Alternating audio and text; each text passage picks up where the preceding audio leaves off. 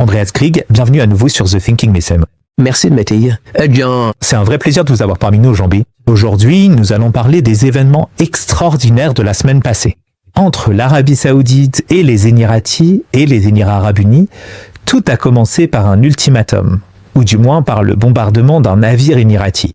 Dans l'un des ports du Yémen, le port de Makalla, les Yéménites plutôt les Émiratis, se sont retirés du Yémen, de la partie sud du Yémen. Donc nous aimerions, si possible, approfondir ce dont nous avons déjà parlé, à savoir la manière dont les Émiratis agissent dans la région.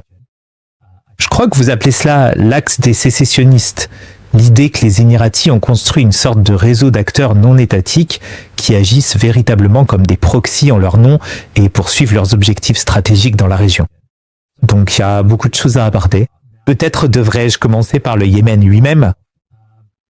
Souvent, quand on parle du Yémen, on le décrit comme un pays ravagé par la guerre, pas particulièrement important, appauvri, dont beaucoup de citoyens sont aujourd'hui des migrants à travers le monde.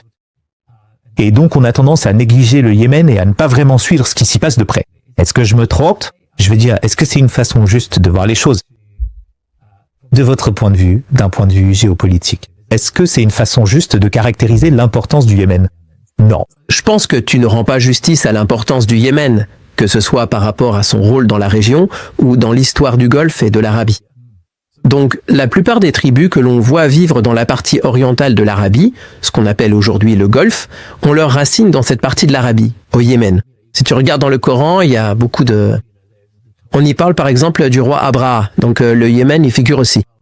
Si tu retournes à l'histoire romaine, les Romains l'appelaient Arabie Félix, c'est-à-dire l'Arabie heureuse. C'était la partie où les gens étaient heureux. Parce qu'ils vivaient dans l'abondance. Ils avaient de l'eau, des ressources naturelles, contrairement aux parties plus désertiques et arides de l'Arabie, plus au nord et à l'est.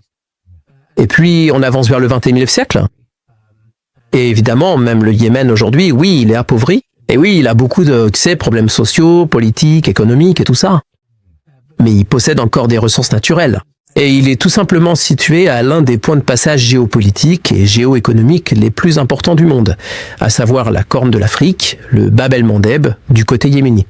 Si vous regardez ce Socotra, qui est une île yéménite, juste au large des côtes, c'est presque comme un porte-avions sur cette route maritime commerciale, extrêmement importante dans ce corridor.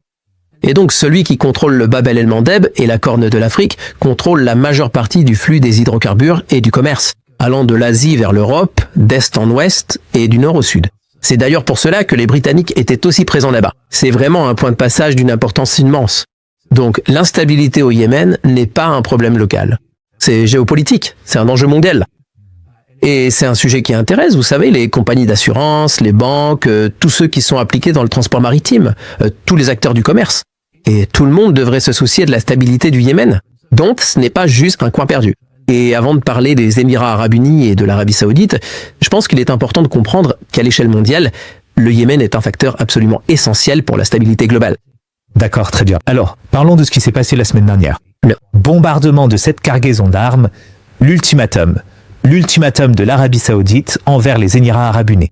Et je sais que lors de notre dernière émission, vous avez parlé des tensions qui existent entre l'Arabie Saoudite et les Émirats Arabes Unis. Et on a pu le constater concrètement cette semaine. Et bien sûr, le retrait des Émirats Arabes Unis du Sud, ainsi que celui de leur allié, le SDC, dans le sud du Yémen. Expliquez-nous simplement cela. Pourquoi l'Arabie Saoudite a-t-elle ressenti le besoin de mettre au grand jour ces tensions, celles qui existaient vraiment, comme vous l'avez décrit dans des émissions précédentes depuis plusieurs années? Eh bien, il faut vraiment remonter assez loin dans l'histoire si on veut rendre justice à la situation. Mais vous savez, si on veut commencer en 2015, c'est-à-dire la soi-disant guerre menée par l'Arabie Saoudite, oui, au Yémen, où en fait les Saoudiens ont supporté la majeure partie du fardeau de cette guerre. En 2015, MBS était davantage impliqué. Salman, à l'époque, venait tout juste de devenir prince héritier. Il était ministre de la Défense et il voulait se faire un nom en Arabie Saoudite. Son père venait tout juste de devenir roi, alors il voulait se positionner comme un homme d'action, un bâtisseur. Et il voulait intervenir au Yémen en disant « Ok, je me donne un mois, on va éradiquer la milice Houthi qui avait pris Sanaa l'année précédente et la guerre sera terminée en 4 semaines. Et nous voulons que le reste du CCG, le Conseil de coopération du Golfe, les Émiratis, les pays, les Bahreïnis nous aident. » Et c'est ainsi que les Émiratis arrivèrent avec leur très puissante force militaire. Et ils sont effectivement venus et ils étaient là. Ils ont connu un grand succès sur le terrain. Mais dès le début de cette guerre, ils sont devenus un véritable bourbier. À bien des égards, vous savez, le Yémen est le Vietnam des Saoudiens, si vous voulez. Ou Afghanistan. Ou l'Afghanistan, quelle que soit l'analogie que vous souhaitiez utiliser. Mais il est clair que non, ce fut un désastre opérationnel, tactique et stratégique pour les Saoudiens. Les Houthis, de toute évidence, non seulement n'ont pas été chassés de Sanaa, mais ont probablement consolidé un pouvoir plus important que jamais. Le Yémen est aujourd'hui plus divisé qu'il ne l'était auparavant. Mais vous savez, les Saoudiens comptaient beaucoup sur les Émiratis, comme vous voyez, comme un proxy sur le terrain, pour soutenir cette opération. Et ce que l'on observe au fil du temps, c'est que cette coalition de 2015, 16, 17 montre une fracture ou une division croissante, où les Saoudiens se retrouvent coincés à mener cette guerre contre les Houthis dans le nord du Yémen, tandis que les Émiratis, en construisant leur propre réseau de milices différentes sur le terrain dans le sud, en les intégrant dans ce qui est un récit local assez organique de sécession et d'indépendance du Sud. S'appuyant sur ce récit pour y intégrer leurs milices, ils ont commencé à investir davantage de ressources dans la consolidation de leur pouvoir dans le Sud plutôt que dans la lutte contre les Houthis.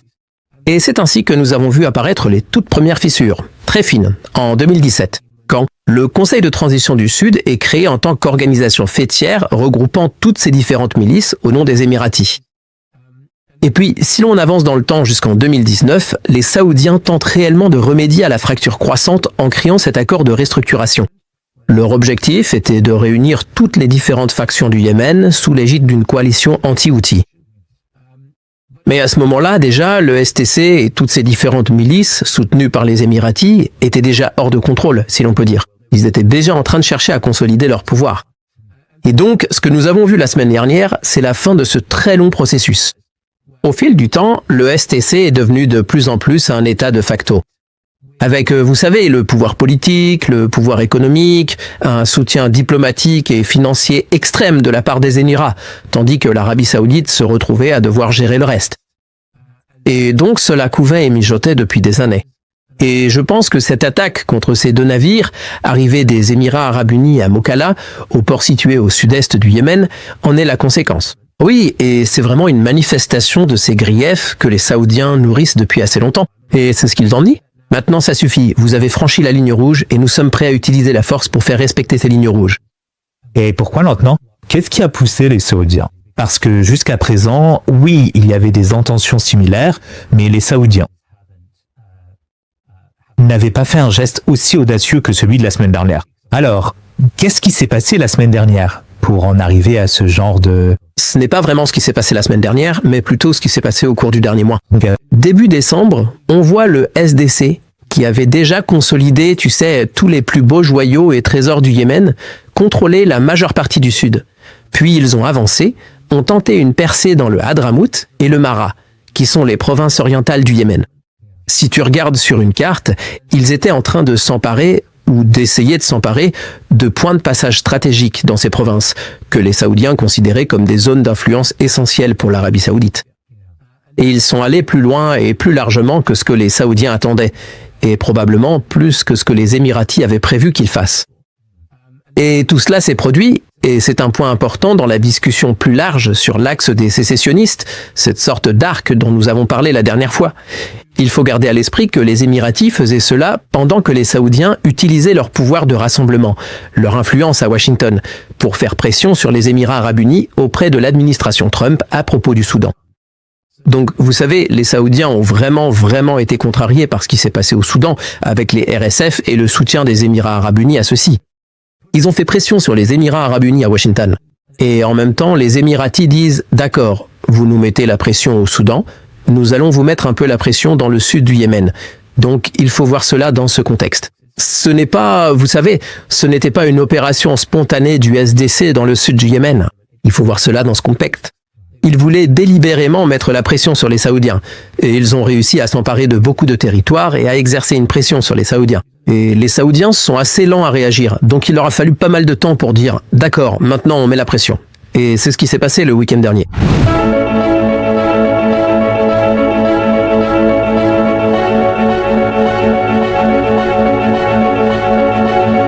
Je suis très honorée honoré d'être ici aujourd'hui pour l'inauguration de l'hôpital Beit Mal Mogadiscio, une étape importante pour Beit Mal qui lance un hôpital dont on a cruellement besoin. Les gens pourront y trouver des soins, une vie meilleure, ils pourront vivre plus normalement. Ici, en Somalie, chaque année, un nombre alarmant d'environ 5 000 mères et 25 000 nouveau-nés décèdent tragiquement. Ces chiffres représentent une perte de vies humaines absolument dévastatrice et inacceptable pour la communauté. Il est crucial de souligner que la quasi-totalité de ces décès évitables pourraient être prévenus grâce à des interventions médicales appropriées et des soins de santé accessibles. L'hôpital Beit Umar, en collaboration étroite avec la prestigieuse université Al Jazeera, s'engage activement et de manière significative à prévenir ces décès tragiques en mettant en œuvre des programmes de santé essentiels et en offrant des services médicaux vitaux pour les populations les plus vulnérables. Mais lorsqu'il s'agit de l'équilibre des forces entre l'Arabie Saoudite et les Émirats Arabes Unis, le fait que les Émirats se soient retirés aussi rapidement, c'était dans le délai de 24 heures. Est-ce que cela indique que les Saoudiens ont vraiment l'avantage ici en termes de force pure et de puissance? Non. Parce que ce sont deux modèles totalement différents. Encore une fois, c'est quelque chose dont nous avons parlé la dernière fois, la culture stratégique, je pense que c'est très important. La manière dont l'Arabie Saoudite mène sa politique étrangère et sa politique de sécurité et la façon dont les Émiratis le font sont fondamentalement différentes. Fondamentalement différentes en ce qui concerne les moyens et les méthodes qu'ils utilisent, mais aussi fondamentalement différentes en ce qui concerne les objectifs et les valeurs qu'ils poursuivent. Mais ce qui est essentiel ici, c'est l'approche en réseau qu'utilisent les Émiratis à plusieurs niveaux, en déléguant à des intermédiaires et des mandataires. Et les Saoudiens utilisent des relations d'État à État avec leurs partenaires, en passant par les organisations internationales, l'ONU, et ainsi de suite. Donc, en termes d'agilité, les Émirats sont bien plus agiles que les Saoudiens. Et si vous regardez le Yémen, ils disposent, vous savez, d'un véritable réseau d'acteurs différents à travers lesquels ils peuvent agir. Le SEAC fait en quelque sorte office de parapluie politique, mais si vous regardez sous ce parapluie, il y a tellement de brigades différentes qui ont reçu au fil des années une formation, de l'équipement, des instructions et toutes sortes de soutiens matériels de la part des Émiratis. Les Saoudiens ont essayé d'imiter cela, en ayant leur propre force supplétive au Yémen, mais aucune d'entre elles n'est aussi agile et résiliente que le modèle émirati. En plus, les Émiratis contrôlent les points d'étranglement clés en mer, n'est-ce pas ? Donc ils peuvent réapprovisionner assez rapidement, alors que les forces saoudiennes sont désormais en quelque sorte coupées de la côte et doivent être ravitaillées par voie aérienne. Au-dessus du territoire, ce qui est extrêmement difficile. Donc en termes de chaîne d'approvisionnement et de la ferme des Émiratis, où John, les Émiratis disposent aussi de chaînes d'approvisionnement via leur port. De l'autre côté de la Corne de l'Afrique, en Somalie, en Érythrée et ainsi de suite. Donc ils sont bien plus agiles pour positionner leurs forces comme ils l'entendent. En plus de cela, les Saoudiens sont averses au risque. Ils ont tendance à être beaucoup plus patients, à attendre, à voir ce qui va se passer. Les Émiratis sont beaucoup plus transactionnels, bien plus enclins à prendre des risques, plus affirmés, plus machiavéliques, comme nous en avons parlé la dernière fois. Et ils saisissent une opportunité dès qu'elle se présente. Et les Saoudiens ne peuvent pas gérer ce genre de rythme que les Émiratis imposent. Et donc il a fallu pas mal de temps aux Saoudiens pour se rendre compte de ce qui s'est passé le mois dernier, puis pour, vous savez, réagir. Se rapprocher de partenaires comme les Omanais, qui détiennent un portefeuille très important en ce qui concerne le Yémen, pour discuter avec d'autres partenaires de la région, en disant « D'accord, qu'est-ce qu'on peut vraiment faire ici ?» Et ensuite, ils ont effectivement réagi et leur réponse a été assez dure. Mais pour revenir à votre question sur la volonté des Émiratis de se retirer, les Émiratis avaient déjà annoncé en 2019 qu'ils se retiraient du Yémen. Donc, et on sait qu'ils l'ont fait. Super. N'est-ce pas? Donc c'est maintenant la deuxième annonce de ce genre où ils disent « nous nous retirons », mais en réalité ce n'est probablement pas le cas. En plus, même s'ils... on voit certains avions partir, on voit certaines forces être retirées du Yémen, donc tout cela donne vraiment l'impression au monde qu'ils s'en vont. Mais comme je le dis, si on regarde bien, le réseau lui-même, le STC étant l'organisation faîtière, ce réseau existe toujours. Il est présent sur le terrain, il est financé, il est bien entretenu. Bien dirigé, ce n'est pas quelque chose que les Émiratis peuvent ou vont abandonner, parce que c'est un réseau qu'ils contrôlent. Et donc, à cet égard, tu sais, même si les Saoudiens demandent aux Émiratis de partir, l'empreinte émirati au Yémen sera maintenue par le SDC et les forces par procuration. Et qu'espèrent obtenir les Émirats Arabes Unis du SDC? Pourquoi, on dirait qu'ils veulent créer un État indépendant découpé dans le Yémen. En quoi cela profite-t-il aux Émiratis? C'est une question d'autonomie stratégique et de profondeur stratégique. Les Émirats Arabes Unis, comme on l'a déjà dit plusieurs fois, c'est un pays d'1 million d'habitants, non? Petit État à tout point de vue, un micro-État bien vis et pair. Donc, pour avoir ce genre d'influence dans toute la région, pour étendre ses tentacules, ils doivent déléguer. Et donc, l'axe des sécessionnistes, comme je l'appelle, repose sur ces sortes de sphères d'influence découpées à l'intérieur d'États plus larges. Un peu de diviser pour mieux régner, en quelque sorte. C'est une nouvelle approche coloniale du diviser pour mieux régner, très similaire à ce que faisaient les Britanniques à l'époque coloniale. En gros, vous investissez dans une entité qui a un problème avec le gouvernement central. Vous la renforcez stratégiquement. La plupart du temps, elle a déjà un discours et un attrait sécessionniste. C'est organique, vous investissez dans une communauté organique. Et ensuite, dans cette sphère d'influence, vous consolidez en quelque sorte votre point d'appui. Et le SEC offre exactement cela. Et ils le font, vous savez, surtout autour d'Aden. Aden est le port le plus important de cette partie du monde. C'est un port en eau profonde. Évidemment, les Britanniques y sont présents depuis le début du 19e siècle, parce qu'il était crucial pour le ravitaillement des navires en route vers l'Inde. Ils ne pouvaient pas s'en passer, et les Britanniques y sont restés jusqu'aux années 1960. Donc pendant 150 ans, parce que c'était d'une importance stratégique majeure. Et les Émiratis veulent contrôler ce point de passage stratégique. Ils veulent avoir le contrôle et l'accès au port, et relier ce port à ceux qu'ils contrôlent déjà. De l'autre côté du Bab el-Mandeb, en Somalie, à Berbera par exemple, au Somaliland, au Puntland, et ils étendent aussi désormais clairement leur présence et leur influence au Jubaland, dans le sud de la Somalie. Tout cela fait donc partie de ce tableau d'ensemble. Mais il s'agit aussi des ressources. Je veux dire, les régions de l'Hadramaout et du Mara, vers lesquelles le SDC avançait, sont celles où se trouvent les richesses pétrolières. Donc, avoir accès au pétrole fait partie de la stratégie pour rendre le SDC autonome, économiquement autosuffisant en quelque sorte. Et enfin, ce que veulent faire les Émiratis, c'est utiliser le SDC comme monnaie d'échange. Parce qu'ils peuvent ainsi, vous savez, s'imposer comme un médiateur régional, une puissance régionale. Ils peuvent dire aux Russes, comme ils l'ont déjà fait, si vous voulez avoir du contrôle ou de l'influence dans cette partie du monde, nous pouvons vous présenter nos alliés, le SDC. Ils l'ont fait. Israël fait barrage. Et ils ont utilisé le SDC pour présenter le SDC et leurs alliés aux Israéliens. Les Israéliens ont un intérêt direct à avoir un accès non seulement au Yémen pour combattre les Houthis, mais aussi au Bab el-Mandeb et à l'océan Indien. Donc vous voyez, il s'agit vraiment de sécurité maritime, de commerce, mais aussi de renseignement. Et il y a un autre sujet qui a été largement négligé, c'est Socotra en elle-même. J'ai mentionné cette île, si vous regardez la carte, c'est l'île qui est un peu coincée entre le Yémen au nord et la Somalie à l'ouest. Elle appartient au Yémen, elle est censée faire partie du Yémen, le SDC la revendique et les Émiratis y ont vraiment établi une base pour leur renseignement. Et on peut se demander pourquoi. Alors d'une part, bien sûr, c'est comme un porte-avions au milieu de l'océan Indien. Mais au-delà de ça, tous les câbles sous-marins qui relient l'Arabie et l'Asie occidentale à l'Afrique passent par Socotra. Donc, ils ont une unité de renseignement, une seule unité de renseignement qui est implantée là-bas. Et des habitants de Socotra ont affirmé avoir vu des Israéliens sur place également. Donc, il serait très très intéressant pour les Israéliens d'avoir accès à ces câbles sous-marins. Donc, tout cela concerne davantage la géopolitique et la géoéconomie que réellement la cause du Sud. La cause du Sud n'est en fait qu'un récit de légitimation qu'ils utilisent. Et je dirais que sous bien des aspects, le SESC est un pion que les Émiratis utilisent pour servir leurs propres intérêts. Alors, laissez-moi vous interroger sur l'objectif d'Israël ici, parce qu'il existe une relation étroite, un lien fort entre les Israéliens et les Émirats arabes unis, et lors de notre dernière conversation, vous aviez évoqué que cette relation était très transactionnelle, et vous aviez nuancé peut-être légèrement ce point de vue. Quand j'ai suggéré qu'il y avait un lien plus idéologique entre les deux, et vous savez, votre argument était que les Émirats arabes unis tirent quelque chose de cette relation, et qu'Israël en tire aussi un bénéfice. Maintenant, certains analystes ont décrit, donc je voudrais en parler, mais aussi certains analystes ont évoqué la façon dont les Israéliens envisagent leur avenir dans cette région. Ils imaginent un avenir où les États souverains qui l'entourent seraient profondément morcelés en de multiples mini-États indépendants, ce qui garantirait de manière absolue sa propre sécurité nationale et maintiendrait ainsi sa puissance régionale incontestée. Vous savez, une sorte de cadre géopolitique ou un équilibre des forces stratégiques face à tous les pays voisins immédiats est potentiellement menaçant.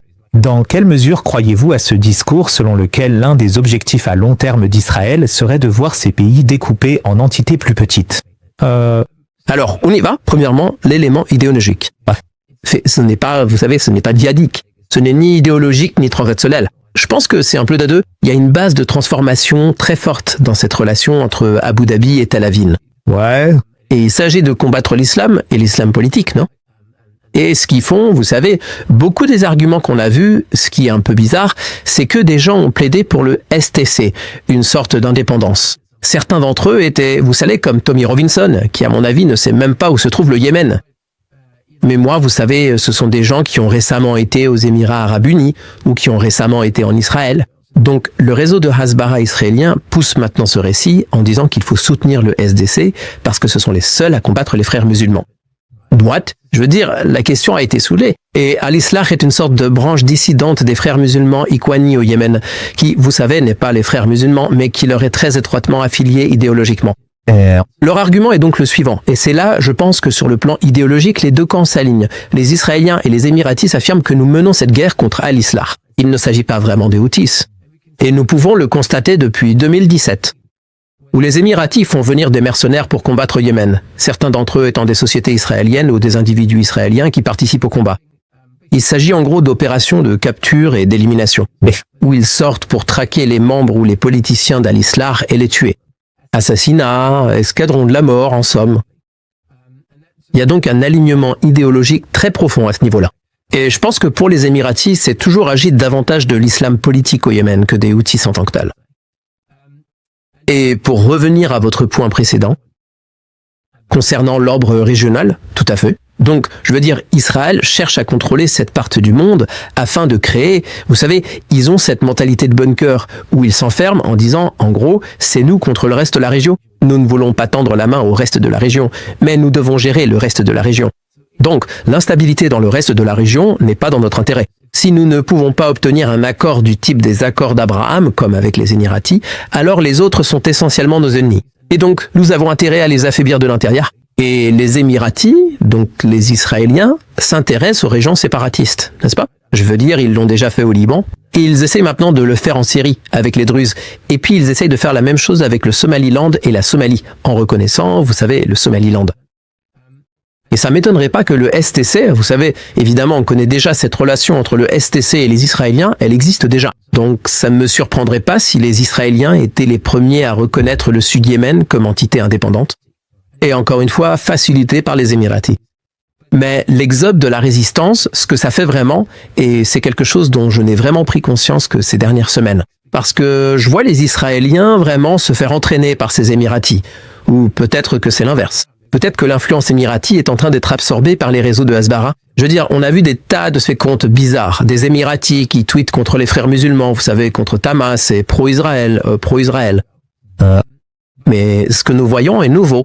Cet excès de résistance vise en réalité à isoler toutes les autres anciennes puissances de la région, notamment l'Arabie Saoudite, mais aussi les autres pays du CCG. Dans l'axe des sécessionnistes. Oui, désolé, qu'est-ce que l'on dit? Résistance? Oui. Désolé, je me suis embrouillé, mais on pourra en reparler plus tard, parce que les deux se recoupent un peu. Beaucoup de points communs. Beaucoup de similitudes. Et donc il y a l'exode de la résistance mené par l'Iran, mais il y a aussi l'ordre, qui est aujourd'hui un peu plus dirigé par l'Arabie Saoudite et le CCG, avec l'Égypte impliquée, la Turquie impliquée. Ils veulent tous préserver l'intégrité territoriale et la souveraineté territoriale. Et les exceptions sont les Émiratis et les Israéliens, qui ne veulent pas de souveraineté ni d'intégrité territoriale. Et je pense que l'exode des sécessionnistes de la Libye, où Haftar entretient une relation très forte avec les Israéliens, au RSF, qui a une relation avec les Israéliens, en passant par le Somaliland, qui a une relation avec les Israéliens, jusqu'au SDC, qui a aussi une relation avec les Israéliens. On voit que l'axe devient un ordre centré sur les Émirats Arabes Unis et Israël. Et les Émiratis en sont plutôt satisfaits, parce que c'est quelque chose qu'ils peuvent vendre à l'administration Trump. Et aux Américains en disant « Regardez, nous pouvons vous offrir un ordre qui vous plaît, qui est anti-musulman, qui combat l'islam politique et qui met de côté tous ces autres. » Des pays comme l'Arabie Saoudite, ou Oman, ou l'Égypte, ou la Turquie. Et je pense que c'est là que les Saoudiens commencent aussi à se révéler. Ils se disent « Oh mon Dieu, cet axe qui est en train de se construire en ce moment est un axe qui nous isole. » Cela sape notre leadership dans la région. Et beaucoup de réactions émotionnelles en Arabie Saoudite sur les réseaux sociaux reflètent un peu cela. Ils disent, vous savez, nous sommes le leader régional, même si l'on peut débattre de savoir s'ils sont vraiment l'acteur le plus puissant. On pourrait dire que les Émiratis sont plus puissants, mais ils ont cette sorte de revendication ou d'exigence en disant que nous sommes le leader régional. Ils ne peuvent pas vraiment agir en conséquence et sont extrêmement frustrés par le culot, pour utiliser ce mot, le culot des Émiratis. de complètement ignorer cela et de faire leur propre truc, au détriment de l'Arabie Saoudite. Enfin, pourquoi tu penses ça? Parce que tu sais, sur le papier, les Saoudiens... Tu sais, tu décris les Émirats Arabes Unis comme étant bien plus agiles, bien plus forts, probablement grâce à leur réseau, tu vois, bien plus stratégique. Pourquoi les Saoudiens échouent-ils là où les Émiratis réussissent? Pour toutes les raisons que tu viens de mentionner, donc ce n'est pas une question de taille, n'est-ce pas? La taille n'a pas d'importance dans un monde mondial en réseau, globalisé, dans lequel nous évoluons aujourd'hui. Il s'agit de connectivité et de qui tu peux mobiliser en ta faveur, que ce soit dans l'environnement informationnel ou auprès d'acteurs armés non étatiques, comme tu sais le STC et d'autres.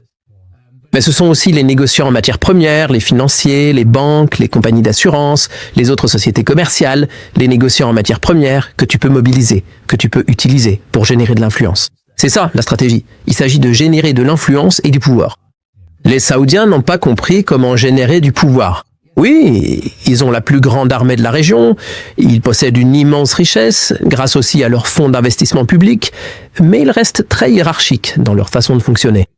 Jusqu'à MBS? Jusqu'à la très grande et complexe structure de MBS, c'est en effet une assez grosse bureaucratie, une organisation administrative qui est souvent perçue comme étant lourde et parfois lente dans ses processus.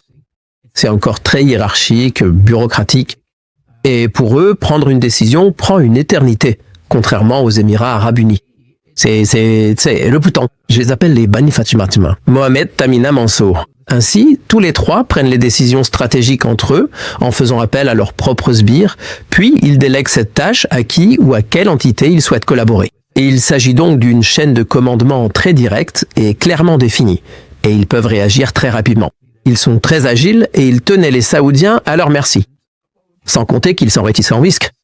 Ils ne disposent pas de ce type de réseau, et les réseaux qu'ils ont créés au Yémen, par exemple, ne sont pas aussi agiles ni aussi complexes. Et lorsqu'ils sont sous pression, ils n'ont pas d'alternative. Les Émiratis, eux, le peuvent.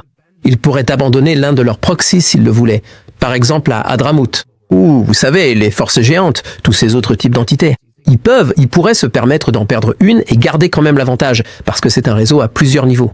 Et je pense que c'est quelque chose que les Saoudiens ni aucun autre pays du Golfe ou pays arabe ne possèdent. Comment décririez-vous la position de l'administration Trump sur ce qui s'est passé cette semaine? Parce que, vous savez, historiquement,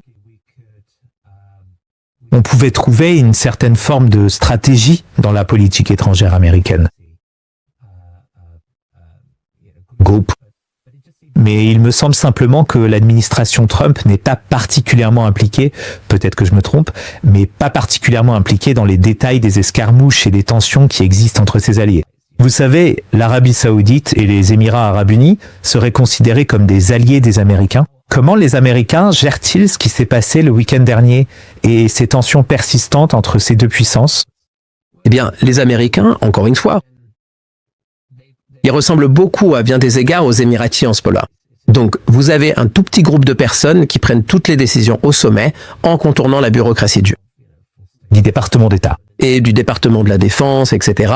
Et qui contournent aussi les experts, des personnes qui travaillent par exemple sur le Yémen depuis des décennies, pour prendre leurs propres décisions. Sur la base d'une sorte de presque à un niveau de profondeur façon ChatGPT, en ce qui concerne ce qui devrait être fait. Je pense qu'une grande partie de la politique du Yémen en est arrivée là.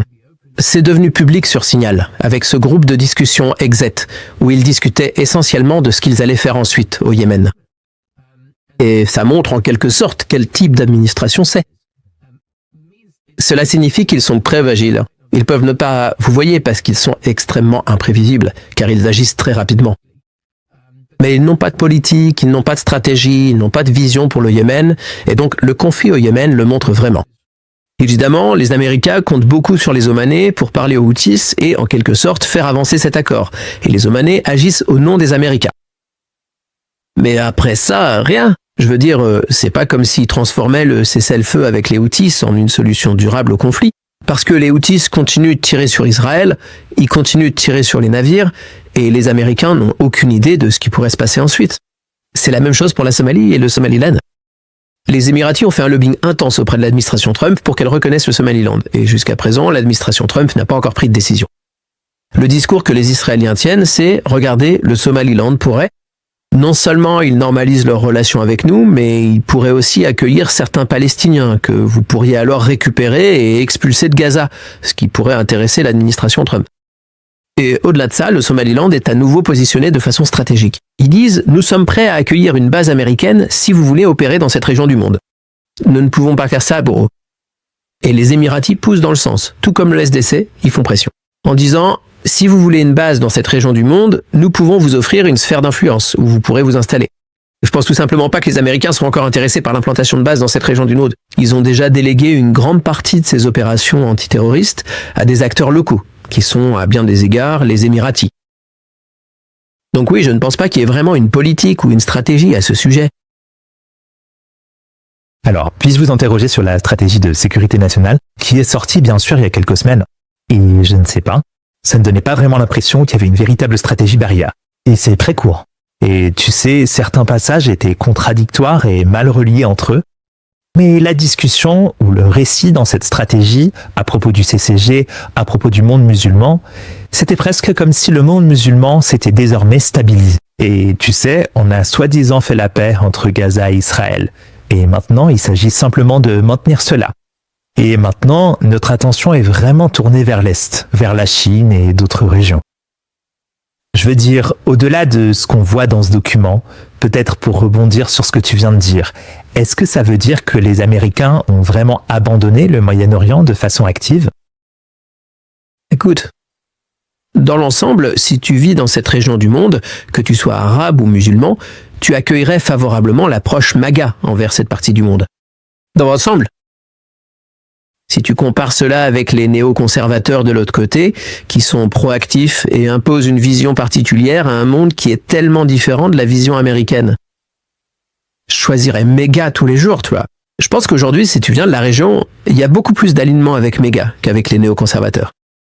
Et avant tout, ce sont les néoconservateurs qui continuent de nous pousser. Nous devons soutenir Israël sans équivoque. Quoi qu'Israël fasse, quel que soit le génocide dans lequel Israël est impliqué, nous soutenons Israël. Ça, ce n'est pas méga. Méga dit, ce n'est pas dans nos télé. Et l'approche basée uniquement sur l'intérêt dit que l'Amérique ne se retire pas de cette partie du monde, mais qu'elle délègue. Nous sommes prêts à travailler en menant de l'arrière, en laissant les partenaires locaux porter le poids du conflit, que ce soit les pays du Golfe, les pays du CCG, les Égyptiens ou d'autres. Mais en disant aussi que nous voulons qu'ils portent le fardeau et que nous ne voulons pas plus de conflits, parce que nous ne voulons pas être entraînés dedans. Israël est l'exception ici, car il continue de ramener ses Américains dans le jeu. Et donc, je pense que cette stratégie de sécurité nationale reflète cette vision méga pour cette région. Où nous disons, vous savez, nous avons des intérêts dans cette partie du monde, mais nous voulons collaborer. Il s'agit d'interdépendance plutôt que, vous savez, d'une relation purement transactionnelle. Il y a évidemment un aspect transactionnel pour créer cette interdépendance, mais ce n'est pas comme si l'Amérique n'a pas de problème avec le monde musulman. Et je pense que cela fait partie du message. Ce sont aussi des grands messages. Nous n'avons pas de problème avec le monde islamique. Vous savez, le 11 septembre, c'était il y a longtemps. Nous avons commis beaucoup d'erreurs et maintenant nous devons renouer le dialogue. Et vous savez, de façon pragmatique, vraiment beaucoup de pragmatisme ici en disant peu importe d'où vient la croissance, peu importe d'où vient l'argent, et je suis d'accord pour dire que dans l'ensemble, les Américains considèrent le Golfe comme un distributeur automatique. Vous savez, il reste que Trump et sa famille, l'organisation, je pense qu'ils sont vraiment très intéressés à travailler de manière pragmatique avec cette partie du monde. Ce qui est bien mieux que la vision alternative que nous proposent les néoconservateurs, qui disent en gros que les Arabes sont des citoyens de seconde zone, qu'ils aident l'argent ou non, et qu'ils devraient toujours le rester. Par rapport à Israël, dans cette partie du monde, même si cela ne sert pas les intérêts américains. Et les néoconservateurs sont extrêmement idéologiques, n'est-ce pas? Ils sont principalement issus et portés par ces chrétiens fondamentalistes. Le mouvement MAGA n'est pas idéologique à cet égard. C'est vrai. Mais ensuite, le mouvement MAGA considère en gros le monde musulman comme un distributeur automatique de billets, mais aussi à travers un prisme de stabilité. Et ce sont les autocrates et les dictateurs qui risquent leur vie pour cette sécurité. Donc, en ce sens, il y a un alignement avec les néoconservateurs. Les gens ordinaires et leurs aspirations ne seront pas pris en compte par cette administration. Est-ce que c'est juste? Ouais, je dirais que c'est une description juste. Mais en fait, je pense que c'est vrai pour toutes les branches de la politique étrangère américaine. Si vous n'êtes pas une démocratie et qu'ils ne considèrent que leur propre démocratie libérale occidentale comme une démocratie légitime, alors autant collaborer avec les autocrates et les autoritaires. Et au final, ça ne fait pas vraiment de différence pour eux. Oui, parlons de la grande stratégie d'Abu Dhabi ici, parce que nous en avons déjà discuté à plusieurs reprises. Mais ça me fascine et je sais que nos spectateurs dans les commentaires sont fascinés aussi par, tu sais, simplement l'art de gouverner des Émirats Arabes Unis. Même si on le déplore, même si on déteste ça. Et on sait que ce qu'ils ont fait au Soudan est inacceptable selon, pour beaucoup, des critères humanitaires. Mais ils ont créé ce réseau de mercenaires, d'hommes d'affaires, de propagandistes ou de logisticiens qui opèrent à distance, tu vois. Ils sont pas directement liés, du moins, il y a une possibilité de nier toute implication. Mais ils servent, ils atteignent les intérêts stratégiques des Émirats. Alors, quelle est la grande stratégie là-dedans? Tu vois, qu'est-ce que les Émirats Arabes Unis essayent vraiment de faire ici? Au-delà des objectifs immédiats, tu sais, les objectifs immédiats au Yémen, en Somalie ou peu importe où.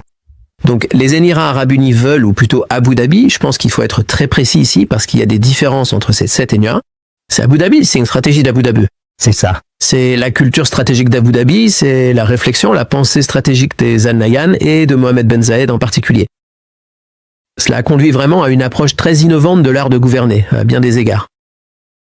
Et dans l'ensemble, cela fait d'Abu Dhabi ou établit Abu Dhabi comme un centre dans un système de moyeux et de rayons qui est régional. Comme le centre et l'intermédiaire pour tout type de transaction qui a lieu. C'est ça. Et il considère la région, les flux régionaux, plutôt qu'une région d'État, les flux de marchandises, de capitaux, de personnes, d'idées. Et si t'es le centre de ces flux, et que chaque flux passe par toi, ou peut-être par Dubaï, t'as de l'influence, non? Et ils utilisent cela pour générer de l'influence. C'est ce que j'appelle la diplomatie centrée sur aise. C'est ça. C'est très similaire à la façon dont l'Empire britannique a construit son empire. Il a commencé par l'interdépendance. C'était du commerce sur du commerce. C'est devenu très coercitif et exploiteur que dans la dernière partie. Mais au départ, c'était un petit État insulaire comme la Grande-Bretagne, à la périphérie du monde, avec 4 millions d'habitants. Les Indiens, la façon dont ils décrivaient les Britanniques à leur arrivée, ils parlaient de gens avec de mauvaises dents et une hygiène déplorable. Ils les considéraient comme des êtres inférieurs et ne les prenaient pas du tout au sérieux. Mais en l'espace de 100 ans, ils ont en quelque sorte paralysé le pays le plus riche du monde, l'Inde à l'époque, et se le sont approprié, le subvertissant à travers ces réseaux qu'ils avaient construits. Et évidemment, il a fallu beaucoup d'intermédiaires pour que cela se produise. C'était pas seulement une poignée de Britanniques qui ont pu faire cela. Il a fallu de nombreux collaborateurs sur le terrain en Inde. C'est la politique du diviser pour mieux régner qui leur a en quelque sorte permis d'enrichir. Et je pense qu'une grande partie de la réflexion à Abu Dhabi aujourd'hui, c'est comment pouvons-nous, en tant que petit État, en regardant l'Angleterre comme un petit État, en l'an 1600, lorsque la Compagnie des Indes orientales a été fondée, juste au coin d'ici.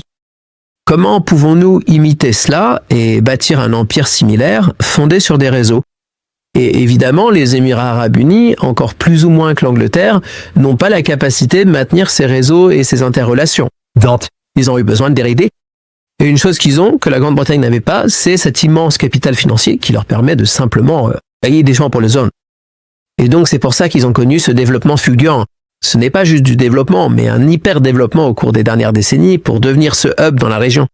Donc il s'agit d'autonomie stratégique, il s'agit de profondeur stratégique.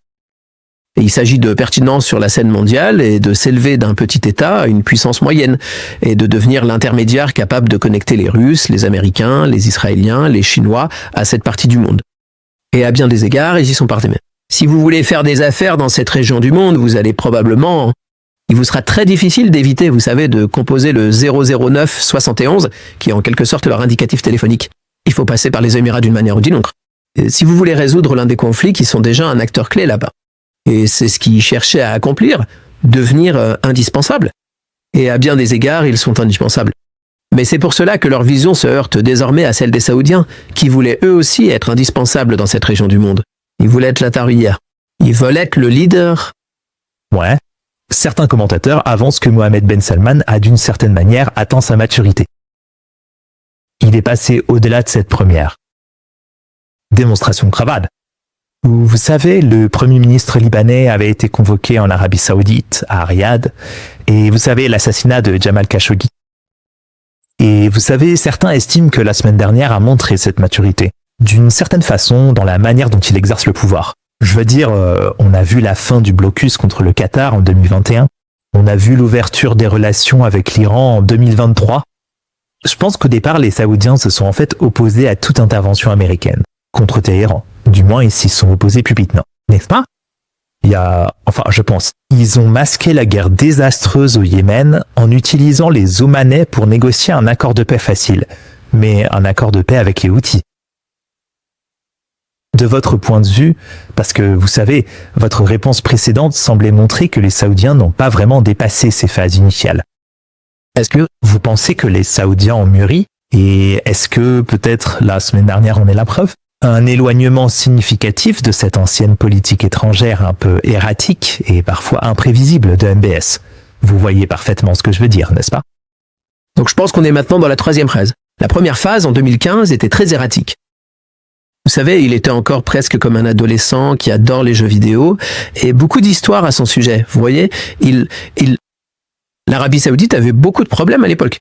Il y avait différentes manières, je pense, de secouer l'arbre et de s'assurer que ces réseaux corrompus dans le royaume soient démantelés. Il a choisi une manière très radicale de faire. Vous savez, on se souvient du Ritz-Carlton, des gens suspendus au plafond et tout ce qui s'est passé là-bas. La coercition, des gens qui disparaissaient. Très erratique. Vous savez, ils ont lancé la guerre au Yémen sans stratégie claire, en disant simplement on va bombarder les Houthis hors de Sanaa et on va gagner. Très erratique. Et pareil pour la rhétorique envers l'Iran. Très escalatoire jusqu'en 2019. Je pense que la deuxième phase qui a eu lieu, l'affaire Jamal Khashoggi, est probablement le tournant le plus important du règne de MBS. Parce que tout d'abord, beaucoup de ces personnes instables autour de lui ont été écartées. Il a fait venir des bureaucrates et des technocrates qui étaient là pour des raisons méritocratiques. En gros, des gens capables de mener les projets à bien, mais aussi des personnes qui savaient comment entretenir des relations avec le reste du monde. C'est quelque chose que MBS a d'abord dû à travers. Et aussi en sachant que c'était une énorme erreur qu'il avait supervisée. Voilà, donc il était vraiment très impliqué là-dedans. Et donc la deuxième phase, c'est les Saoudiens qui disent « Ok, il faut qu'on soit plus pragmatique. Il faut qu'on soit plus patient. Il faut aussi, tu vois, qu'on se concentre sur nous-mêmes, parce que le développement, c'est tout. Et si on veut du développement en interne, il nous faut de la stabilité dans la région. On ne peut pas continuer à faire monter la tension, il nous faut de la stabilité. » Et donc, il a renoué des liens depuis 2018-2019 avec l'administration Biden, avec les Européens, tu sais, en attirant des gens, en attirant aussi des IDE pour venir en Arabie Saoudite. Ouais. Donc ça, c'est la deuxième phase. Maintenant, la question c'est, et ça restait en suspens, tu vois. Tu as mentionné le Qatar, très pragmatique, tu sais, avec des liens très profonds maintenant, mais aussi en tendant la main aux Iraniens, en disant que la seule façon de gérer l'Iran, c'est par la diplomatie et l'engagement, pas par des moyens militaires. Et maintenant, même la gestion de la relation avec les Émirats, pendant longtemps, c'est faite par la diplomatie et l'engagement. Ils ont essayé d'inviter MBZ l'année dernière pour lui parler directement du Yémen. Et tu sais, pour voir, mais au final, ça n'a rien vraiment changé. Mais maintenant, utiliser la force militaire sur un pétrolier, ou sur un navire qui a amené des véhicules blindés, c'était pas vraiment le cas. Ce n'est pas frapper directement les Émiratis, mais indirectement, c'est une façon pour eux d'utiliser la force militaire. Je dis pas que c'était injustifié, mais ça a été un choc pour le système aux Émirats. Ils ne s'y attendaient pas parce que ce type, c'était toujours la patience, s'asseoir et attendre. Maintenant, soudainement, il utilise la force et dit « Vous savez, peut-être que j'arrive à maturité. » Et donc, on pourrait voir une nouvelle phase de MBS parce que MBS, la stratégie d'attendre et de ne pas avoir de ligne claire et affirmée ne fonctionne pas pour l'Arabie Saoudite, car ils se font dépasser par les Émiratis. Ils se font dépasser au Soudan, ils se font dépasser en Somalie, ils se font dépasser au Yémen, et on pourrait même dire qu'ils se sont fait dépasser à Gaza aussi. Parce qu'ici, ce sont les Émiratis qui mènent la danse, parce qu'ils ont cette relation spéciale avec les Israéliens. Et ce sont les Émiratis qui exerçaient beaucoup de pression sur l'Arabie Saoudite, en disant qu'il fallait normaliser, rejoindre les accords d'Abraham, et les Saoudiens ont dit « Bon, nous ne voulons pas de ça, vous savez, à n'importe quel prix, et nous voulons diriger cela à notre manière. » Donc je pense qu'on pourrait voir un nouveau MBS arriver à maturité. Quelqu'un de plus affirmé, mais encore plus calculateur qu'il ne l'était en 2015. Je l'espère. Parce que ce qu'il faut pour contenir les Émiratis, c'est une Arabie Saoudite capable d'agir de façon plus affirmée quand c'est nécessaire. Et un nouveau réalignement dans la région entre l'Arabie Saoudite et potentiellement le Qatar, la Turquie et l'Égypte? Je pense que c'est un point important. Donc, comme je l'ai dit, si l'axe de résistance des sécessionnistes est en train d'essayer d'isoler l'Arabie Saoudite, l'Égypte, la Turquie, ce qu'il fait effectivement, je veux dire, demandez à n'importe quel Égyptien, il se retrouve toujours à l'opposé de ces puissances de l'axe, que ce soit l'ANL en Libye ou les FSR au Soudan ou l'Éthiopie. Vous savez, l'Égyptien ressentent vraiment la pression, mais en même temps, c'est un État mendiant qui a encore besoin de beaucoup d'argent de la part des Émirats. Mais ce que l'on voit effectivement, c'est un nouveau monde, un nouvel ordre régional, à travers cet axe qui est israélo-émirati. Tous les autres sont raisonnés. Donc, je pense que le diagramme de Venn entre les intérêts saoudiens et turcs et entre les intérêts saoudiens et égyptiens s'est considérablement élargi au cours des derniers mois. Et je pense que les Émiratis sous-estiment à quel point cela pourrait potentiellement les isoler encore davantage. Et ils pourraient encaisser le coup et dire on n'a plus besoin d'eux parce qu'on a Trump, on a les Israéliens, on n'a pas besoin des autres. Mais c'est une position très inconfortable, étant donné que les Émirats sont entourés de pays qui ne sont pas alignés avec eux et qui sont en désaccord avec eux sur pratiquement toutes les questions de politique étrangère. Andrés, tu sais que beaucoup de nos téléspectateurs souhaitent vraiment qu'il y ait une forme d'alignement dans le monde musulman, où tu vois les pays musulmans ont tendance en ce moment à agir les uns contre les autres, contre les intérêts de leur peuple, au lieu de collaborer pour construire des liens économiques, culturels et politiques. C'est vraiment nécessaire pour que le monde musulman puisse avancer. À quel point sommes-nous proches de cette idée d'unité musulmane qui échappe au monde musulman, probablement depuis un siècle? Eh bien oui, je veux dire, nous en sommes plus éloignés que jamais. Je veux dire, il y a deux niveaux. Au niveau des relations entre États, tu sais, on voit de grandes divisions entre les familles royales et les différents États. Je ne pense pas que ce soit forcément serre d'ortant. Je pense que la relation entre les peuples est plus importante. Et je le pense vraiment. La seule question qui a rassemblé les musulmans, les arabes, la région au niveau des peuples, c'est la question de la Palestine et de Gaza. Et cela a perdu l'or. Je pense que les gens se sont révélés. Et c'est la même mobilisation qui alimente aussi le plaidoyer pour le Soudan ou contre les atrocités commises par les RSF. Donc il y a un sentiment d'empathie à travers le monde musulman auquel je pense les gens commencent à s'éveiller. Mais au niveau des États, des régimes, le régime ne veut évidemment pas que cela déborde sur le plan politique. Parce que c'est une dynamique que personne ne peut contrôler. Oui, et d'ailleurs, cela n'existe pas seulement dans le Golfe. Je veux dire, c'est présent dans tout le monde musulman. Je pense que c'est très puissant. Mais si cela ne se traduit pas en politique, et ce n'est pas possible, parce que, comme vous le savez, dans la plupart de ces pays, il n'y a aucun débouché pour la volonté démocratique. Si cela ne se traduit pas en gouvernance, ou en art de gouverner, alors cela pourrait être en soi dénué de sens. Mais je pense aussi qu'en avançant, je pense que le fossé se creuse entre ce que veulent les gens et ce que veulent les régimes, ce que veulent les États. Il y a une relation malsaine, elle est déséquilibrée, et il faudra bien à un moment donné revenir à une forme d'équilibre. Et on peut peut-être voir cela en ce moment en Iran. Eh bien, une grande partie de cette mobilisation a lieu là où il y a un tel fossé entre le peuple et le régime. Si vous ne gérez pas cette relation, elle finira par vous monter. Et les Émiratis y pensent tout particulièrement. Et c'est pourquoi ils ont si peur de la mosquée, pourquoi ils craignent autant la mobilisation, pourquoi ils ont peur du peuple. C'est parce qu'ils ne peuvent pas contrôler cette dynamique. Et ils pensent pouvoir détourner le discours public pour s'assurer que cela n'arrivera pas chez eux. Mais la Palestine est aussi arrivée chez eux. Et je pense que les Émiratis, même s'ils ne s'expriment pas publiquement, ceux qui ne sont pas à la solde du gouvernement, voient les atrocités commises et ne peuvent qu'être en désaccord avec ce que fait le gouvernement. En particulier ceux des Émirats libres. Et si vous parlez avec des Khalijis, si vous parlez avec des gens du Golfe qui passent par Londres et qui sont venus ici pour Noël ou le Nouvel An, de tous horizons différents. Ils se parlent entre eux, n'est-ce pas ? Ils sont là, prennent un café, il y a un Émirati, un Saoudien, un Qatari, un Omanais, peu importe, un Koweïtien, assis autour de la table. Ils discutent de ces questions et il m'arrive parfois de participer à ces conversations. On se rend compte que les Émiratis sont les exceptions dans tout ça, et donc même les Émiratis sont mis à part en tant qu'Émiratis. Les citoyens ne veulent pas parler. Je veux dire, il y a un peu de dissonance cognitive là-dedans, où ils se disent juste « Bon, je n'ai pas envie de discuter de la politique de mon gouvernement », mais ils voient, ils sont témoins de la façon dont les autres discutent de ce qu'ils font. Et donc, à un moment donné, je pense qu'il faudra trancher. Il devra y avoir un moment de vérité. Et même à Abu Dhabi, où l'on se dit peut-être qu'il faut réajuster notre politique de sécurité étrangère. Permettez-moi de vous demander, vous avez parlé du Somaliland, et Israël a reconnu le Somaliland comme un pays indépendant, le premier pays à le faire. Le Somaliland, bien sûr, est de facto indépendant ou semi-indépendant du reste de la Somalie depuis de nombreuses décennies. Quel a été le rôle des Émirats arabes unis dans cette annonce ? Donc la Somalie est stratégiquement très importante. La Somalie, en tant que pays dans la corne de l'Afrique, c'est évidemment la corne de l'Afrique si on la regarde géographiquement. Donc les Qurateqis, les Saoudiens, les Émiratis ont tous un intérêt à s'assurer que la Somalie soit en quelque sorte alignée avec leur politique. Vous ne voulez pas ne pas avoir d'influence là-bas. La Somalie est un pays fédéral, donc elle a des États fédérés qui disposent d'une assez grande autonomie. Si vous regardez le Puntland et le Somaliland en particulier, ils ont pas mal d'autonomie.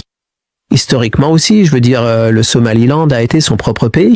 Donc il y a une revendication organique très forte pour dire nous devons enfin nous séparer de Mogadiscio, nous sommes un pays indépendant.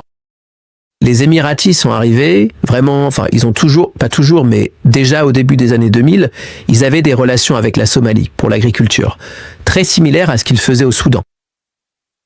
Mais c'est vraiment en 2011-2012 que DP World, Dubai Port World, en tant qu'entreprise, a voulu s'implanter en Somalie. En Somalie, et ils ont été accueillis, et ils se sont tournés vers ces régions sécessionnistes, en particulier le Somaliland, pour voir s'il y avait un moyen pour eux d'accéder au port en Somalie. Et c'était une relation commerciale, rien de problématique. Mogadiscio a permis que cela sorte.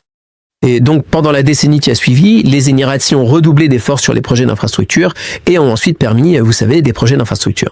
Relier les ports aux aéroports, les relier aux chemins de fer, les relier aux routes terrestres et les connecter à l'intérieur du continent africain, en particulier l'Érythrée et l'Éthiopie, où les Émiratis ont également beaucoup d'influence. Et donc, ce type de projet maritime ou logistique, cette forme de diplomatie financière, si l'on veut, ou de diplomatie logistique, c'est là que le Somaliland a joué un rôle si important.